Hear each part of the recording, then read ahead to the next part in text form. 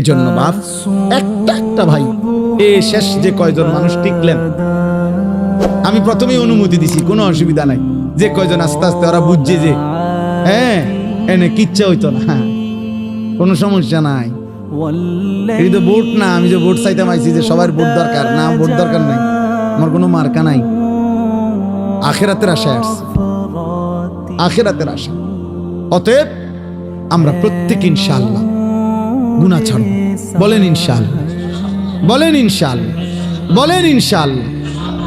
একটা একটা গুনাহ ছেড়ে দাও, একটা দিনকে ভালোবাসেন, আল্লাহকে ভালোবাসেন, নামাজকে ভালোবাসেন, মাদ্রাসাকে ভালোবাসেন, মাদ্রাসাকে ভালোবাসেন, আল্লাহর কোরআনকে ভালোবাসেন, ছেলেকে দিন শিখতে দেন, মেয়েকে দিন শিখতে দেন। এতটুকু তো কমপক্ষে হবে। আখলাক শিখবে, হালাল হারাম শিখবে, আখিরাতের কিছুটা হলো ভয় আসবে, একদিন হয়তো গুনাহ ছেড়ে দিয়ে নেককার হয়ে যাবে। এলেম কখনো ঠকায় না, কোরআন সুন্নাহর এলেম মানুষকে কখনোই ঠকায় না। শয়তানের ওয়াসওয়াসায় যদি কখনো এলেমওয়ালারও কোরআন সুন্নাহর এলেম আছে, কিন্তু তার দ্বারাও যদি কখনো কোনো গুনাহ হয়ে যায়, আল্লাহর দয়ায় আজ নয় কাল কোরআন সুন্নাহর এই এলেমের আলো তার ধীরে ধীরে অচিরেই একদিন গুনাহ থেকে ফিরায় দেয়।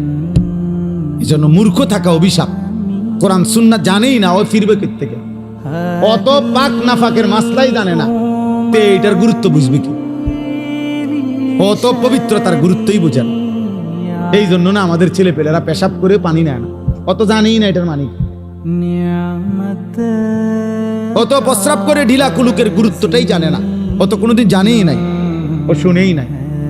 ও মনে করছে আমার আচরণ হবে কুত্তার আচরণ, কারণ আমি কত দেখলাম কুত্তা মুত্তা ফানি লয় না, তাহলে আমি কেন মুত্তা ফানি লম? কথা বলে না। কাজেই সোজা হিসাব, সোজা হিসাব। আমি তো প্রায় বলি বেটা, তুমি যদি বিবেক থাকে, একটা ছেলে মনে রাখো বাবা, তুমি নিজের চোখে দেখো যে মসজিদে যখন 5 ওয়াক্ত নামাজের আজান হয়, তুমি নিজে কালকে দেখো আজান যখন হয় তখন কুত্তা খেউ খেউ কইরা ওই জায়গা থেকে সরে যায়, কুত্তা ঘেউ ঘেউ করে সরে যায় ওই জায়গা থেকে, আর ইমানদার মুমিন সে মসজিদের দিকে ঢোকে নামাজ আদায় করতে। তাইলে যেই মুসলমানের পরিচয় দিয়ে এই বেটা আজান হইলে তুমি যখন সরে যাও নামাজ থেকে, চলে যাও অন্য দিকে, আর ইমানদার ঢোকে মসজিদে, তো তোমার এই আচরণ মসজিদে ঢুকছে যেই মুমিন মুসলমান তার মতো না, ওই ঘেউ ঘেউ করি না কুত্তার মতো, তুমি মিলাই দেখো।